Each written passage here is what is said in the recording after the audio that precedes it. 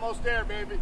With our nation's capital in the distance, the Be a Hero bike tour finds their second wind as they end their 1,000-mile bike ride from Palm Beach to Washington, D.C. A month ago, this group left South Florida. And after spending 31 days on the road, traveling through 5 states, and speaking to 30 different organizations about the importance of blood donation, they arrive in our nation's capital. Hey guys, welcome back, finally. This is the most amazing trip ever. I just feel like I accomplished it, I've actually accomplished something and I got it out of the way, not that I'm happy I'm done with it, that I actually finished it through, didn't stop or anything.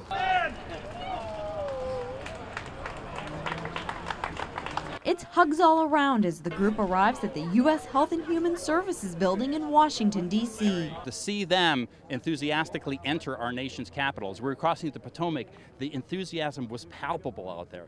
And these kids did such a great job. They were leading the pack. Us old guys were behind them. And they were approaching our nation's capital with an enthusiasm and with the love of this nation that we felt in the rest of the group.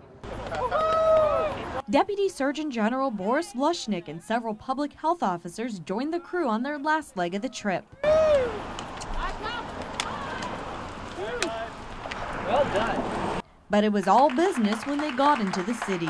U.S. Surgeon General Dr. Regina Benjamin presented the Be a Hero bike tour group with several certificates of appreciation and joined the crew for a brainstorming session about how to encourage more Americans to donate blood. Every minute, less than every minute, someone needs blood. And so it's a product that can save a life, and it's such a simple way to save a life and a simple way to give that all we need to just donate a pint of our blood every so often and think of the number of people we could save and lives we could improve by doing that. And it's a simple way to just make a difference. After spending a month on a bicycle creating awareness about the need for blood donors, the group appropriately ended their 1,000-mile journey with a blood drive at the Department of Health and Human Services right here in Washington, D.C. And cyclist JJ is donating blood for the very first time.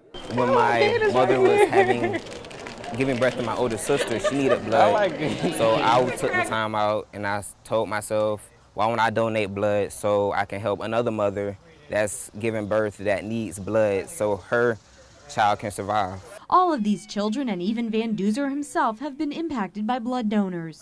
My mom took 2 pints and platelets the other night, so she's back in the hospital. So it's a constant, you know. And that's what it's about. They've definitely done a lot of education, and what we hope is that the next generation of blood donors, who are the kids that he's been reaching out to, are going to understand through his education, through his talk, through his outreach, what it means to be a blood donor, and when they're old enough and eligible, they'll become an actual blood donor and a lifelong blood donor.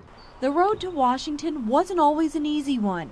The group battled the scorching Florida sun, trudged their way up through the Georgia hills. There's hill after hill after hill after hill. And they were even down a driver for about a week when Dan Hafner was hospitalized for a heart condition. I feel wonderful. I feel great. I mean, I just get my energy from this group.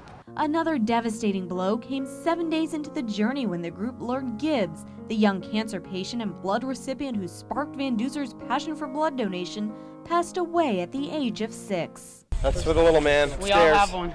The group wears bracelets bearing Gibbs' name as a reminder to keep on pedaling. In 31 days, you think, wow, it's a month. Let me tell you something. In a month, we changed some lives and made a world of difference.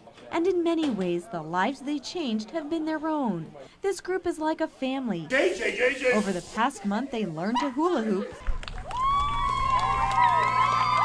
got silly stringed. I was like, oh my God, what did I do? What do I do? And they've had their share of cheers. Yeah! You better, come on, yeah! And now come the tears. You gonna make How me bad cry? you miss me? Tell me. Come on. Oh, Lord, no, I'm gonna cry. Oh, wait a minute, you happy little... It's great, but it's sad because we've spent so much time together. We're like a family, and then we're just going to separate, and that part of it's sad. It's been amazing. All the people I've met, everybody's made an impact on our life. 6 weeks ago, it's hard to I didn't even know these kids, and they'll be a part of my life, you know, from here on in. I mean, a special place in my heart, and I can't thank them for the job that they did. Though they know that this is the last time they'll walk out of this RV as the Be a Hero Bike Tour crew, they'll remain in each other's hearts, hearts of blood donors, forever, because they've made a difference in someone's life. I'm Nancy Gay reporting.